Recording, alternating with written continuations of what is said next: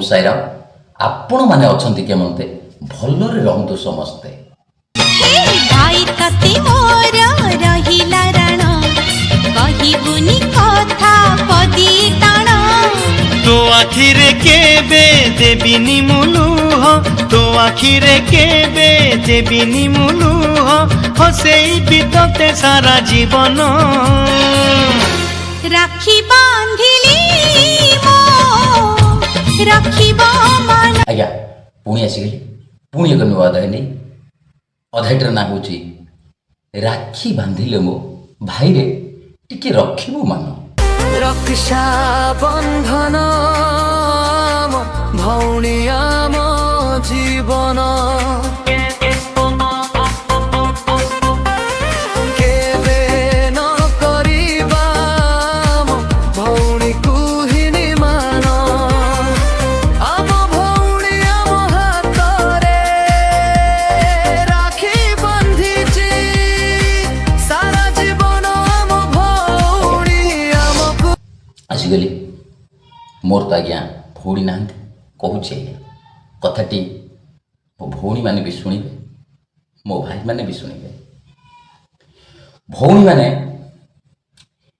तांको मन भितर भौणी पाई भाई पाई एते श्रद्धा पैसा टंकाए टंकाए से माने कुंपीरे कौतरे रखिकी से माने ये दुकान से दुकान बुलुथिबे मो भाई हाथरटा मो भाई हाथ कौ राखीटा भल लगे आज्ञा से राखी पाई बुली बुली राखी दुकान कौथिबो एटा 200 एटा 500 जोटा पसंद होतबा आज्ञा भौणी मान पाखे पैसा नथिबा आज्ञा तथापि से माने चेष्टा करेंगे बारंबार फेरिकी आसबे माँ बापा को पैसा मागी बंधु बांधव ठारू जो पैसा देते से पैसा गोटे राखी किणिकी आनिबे राखी पूर्णिमा दिन तांको खुशी कहले न सरे आज्ञा राखीटे बांधी मिठाटे सेमती आज्ञा बड़ पिला हेलेनी से माने आखिर लुह पड़ुची से माने राखीटे बांधी देवे तांकर आज्ञा पैसाटे ही मामल तो न थाए भाई हाथ राखी बांधे भाई की बजार को गले भाई कह तो भौणी बांधी राखीटा भल देखा जाउछि बहुत मन भर ठाकुर को डाकी मो भाई हाथ में राखीटा भल देखा जाऊ ए चंडाल पैसा टी नदेल ना बुली बुली भल बरटे आज्ञा से किसी नबनी तुमर तुम मान तो बापा मानकर संपत्ति सबुर रजा तमें से माने से टिकक जहाँ डिमांड गंडाई ने शाशुघर को चली जाए से माने जन्म दुखी जन्मर दुखी झी जन्म गोटे जन्म दुखी आज्ञा मु भी गोटे बापा मोर भी झी जन्म दुखी शाशुघर जाऊे माड़ गाड़ी खाई केते प्रकार कौन भाषा शुणुवे से माने किंतु केबे बापा भाई ना पड़ीज बोली उत्तर देवेनि आज्ञा आदि उत्तर देले ये शଳାଏ जदि उत्तर देले ये शଳା कौन कहती जानिछ माने बेमुर बिया बाजे प्रकृतिर झील एमती कहीकि निंदा देवे आज्ञा से निंदा को डरिकी चुप ही बसवे आम मैंने कौन भाई मैंने इतनी आज पर्यंत देख ओडिशा इंडिया रे केते केते भाई केते पुओ तांका हाथ राखी बंधा होची किंतु केभे भी से दिने माँ भौणी कथा बुझी शुणी नाहंती जे राजनेता होईची ता हाथ रे भी राखी बंधा होईची तार भी भौणी थिवो सी भी चाहिए जदि गोटे दिन से राखी बंधन कथा मन पड़ जाए सी केबे माँ जाति को असम्मान करंतानी ये शଳା होउछंती महाहारामी माने परम माँ आज्ञांकर धर्म पाई हुए भाई माँ माने अरे भाई प्रथमे थिला आमर जमती 5 वर्ष आर 5 वर्ष तार गादी पाऊँच प्रथमे था आम पुरुष पुओंकर आज्ञा भगवान पाखे भगवान पाखे बस कौन करते ना भगवान थे मीटिंग कले प्रथमे लटरीटा पड़गला आम पुओ मानकर पड़गला कौन देले जानते आंकु देले एमाने ऑप्शन देले तुम कौन दरकार ना भल पैंट दरकार पारालाल पैंट दरकार ସେ ଧବାନ ଚଷମା ସବୁ ପ୍ରକାର ଭଗବାନ କ'ଣ କଲେ ତଥାସ୍ତୁ କରିଦେଲେ। ୟାଙ୍କର ଯେତିକି ବର୍ଷ ଏମାନେ ପିନ୍ଧିବା କଥା ପିନ୍ଧିକି ପୁରା ସରିଲା। ଦେଖ 5 ବର୍ଷ ଭାଇ ଭଗବାନଙ୍କ ପାଖରେ ଝିଅ ପୁଅ ସମସ୍ତେ ସମାନ, ଆଙ୍କର ଆଜ୍ଞା ସରିଗଲା।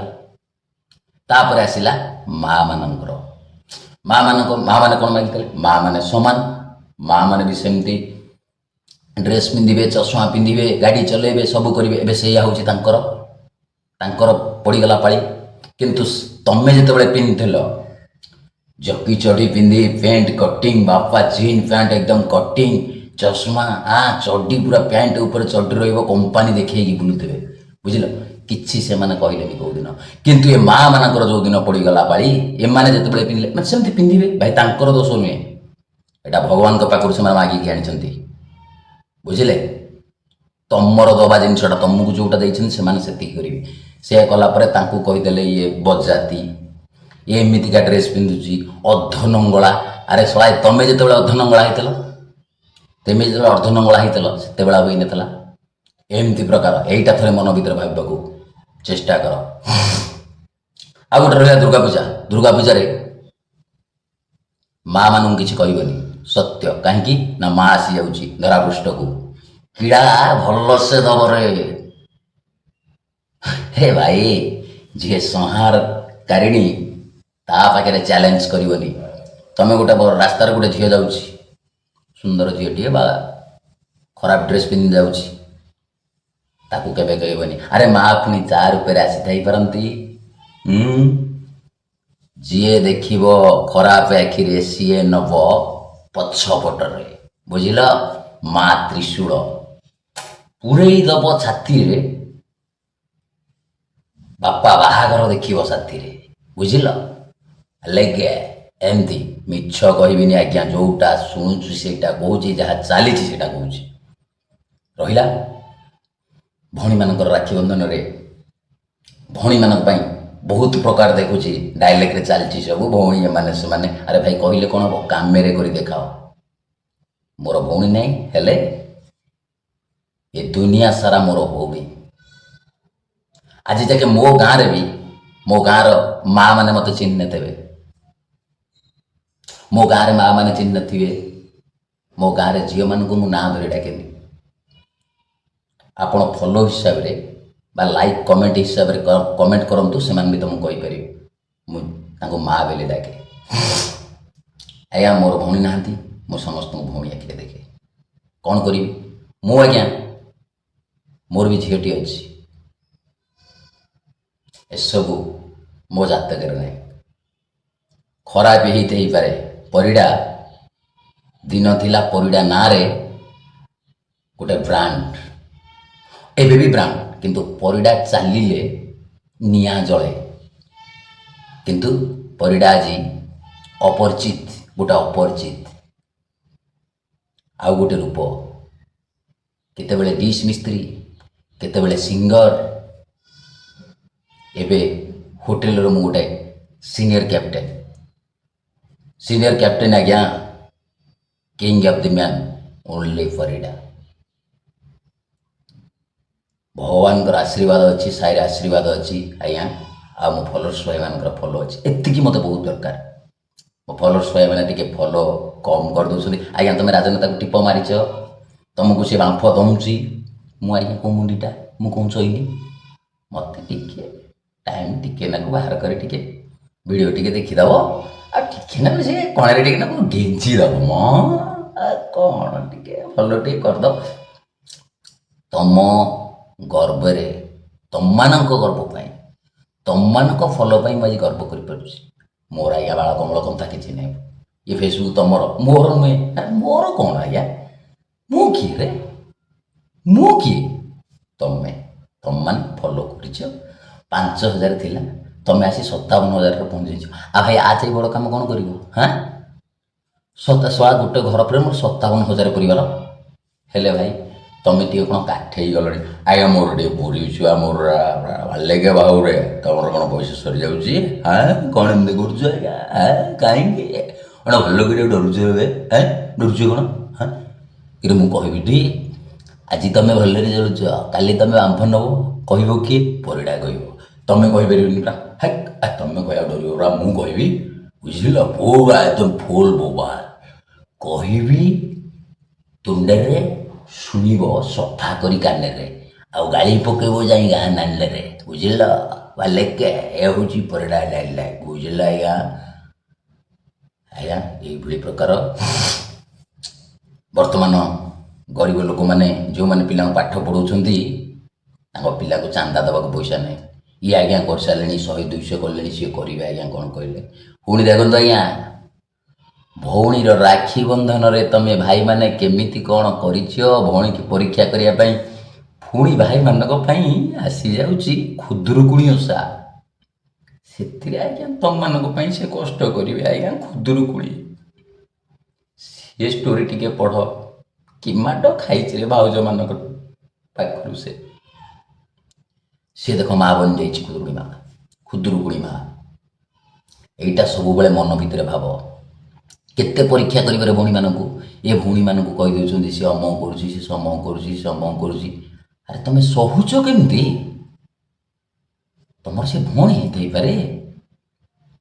ଯଦି ତମକୁ ବଜାରରେ କିଏ ମା ଘିଆ କହିଦେଲା ତମେ ବାଟେଇ ପକଉଛ? ଆରେ ତାହେଲେ ଭଉଣୀ ଘିଆ କହୁଛି ତମେ କିଛି କହିପାରୁନ? ତମ ଭଉଣୀରେ ସେମାନେ, ତମରି କାହା ଭଉଣୀ? ସେ ତ ତମରି ଭଉଣୀ ହେଇଥିବ।